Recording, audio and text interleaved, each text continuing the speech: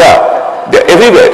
But the point is, it is for the state government of India, the state government or whoever, to distinguish between genuine expenditure and malpractices. How you do it, and if we are unable to identify the malpractices and take action, then there is something wrong. But I don't think this discussion today is on whether malpractices should be permitted or not. The discussion today is whether the ceiling on expenditure is reasonable and whether it should be increased, and if it is not to be increased, why not? And you cannot say that you should not increase the expenditure just because a whole lot of people indulge in malpractices. And so even if you increase it to, let us say, from 25 lakhs to 1 crore, tomorrow a demand will be to increase it from 1 crore to 2 crores. No, that's not the point. The point is that if the state is genuinely interested in getting the election or the electoral process to be honest and taint-free, then you must have a broad idea as to what is the standard amount of expenditure in a parliamentary constituency or in an assembly constituency. And I mentioned these points. These are items of genuine expenditure. And let us have a discussion as to whether the size of a parliamentary constituency should be so delimited that the expenditure that a candidate incurs is reasonable and is explainable, and then fix a certain ceiling. The second point I wish to mention is that why should you have a ceiling at all? Make it open, make it free, but the entire process of accounting should be transparent. We saw it in the United States just now. Obama, the newspapers have been going to town about the amount that he collected. It is a record amount. But each dollar that he collected was accounted for.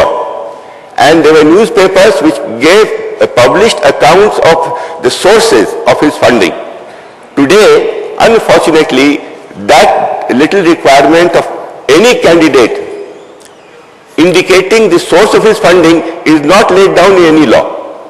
It is so for a political party, but it is not for a candidate. He must be made to account for every paisa that he collects and must show as to what is the source of his funding. Yes, there will be ways and means of even getting around this. Like in the current system, there is a way of getting around it by someone spending money on my behalf without my authorization, or the political party spending money for me for my election, and that is for the party then to decide as to where and how it is going to show it to the Election Commission about the details of the expenditure. The fact is there should be transparency. Actually, we are now in an excellent phase these days because of the RTI Act. There is a great deal of pressure on government functionaries today to do the right thing because they are very scared that anyone might, on a 10 rupee stamp, 10 rupee application form, ask for details, and they will be obliged to give the details. With the result that the RTI Act today has had a tremendous impact. It has, in its own way, set the government onto a road and a process of being transparent. So something like that has to be done in case of our funding also. Let us be accountable. Let us say that yes, I spent 10 lakhs and I spent these 10 lakhs because I got money from A, B, C, D. And that should enable all of us to feel that look, we cannot go around pushing envelopes under the door or collecting money and putting it in our ambulances and distributing them all around. I'll have to do the explaining. So my suggestion is that whether you have a ceiling or not, whether the ceiling is to be raised or not, the fact is that whatever money you collect should be accounted for, and there should be total transparency in that. And finally, you want me to stop, is it? No. And finally, submit that. There will be questions and answers after this. Yes, of course. I would submit that there are constituencies which are not confined to only urban areas, where moving around, despite the massive amount of infrastructure that is being built up in the country, is very difficult, extremely difficult. Not only because of lack of roads, distances apart, it is the quality of roads and also the accessibility. At places you have to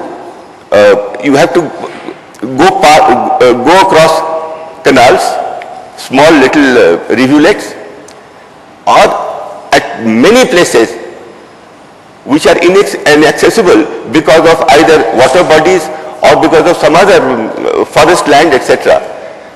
In those areas, the expenditure that you incur on transport and your travel is even more than the normal expenditure that you incur in any place, despite the fact that distances may not be 192 kilometers apart between two extreme ends.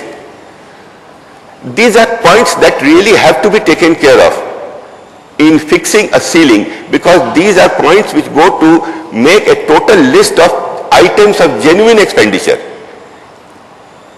And I'm not talking today of making arrangements for big leaders. There is an exception. There is a concession that when big leaders come and a list of those will come to you, you are exempted. But the fact is that only big leaders doesn't mean people who are of national stature and for whom there is a list given to you and expenditure incurred in connection with their programs is exempt for expenditure. There are other leaders and who want to come and you need them to come, and there is a wide variety of them.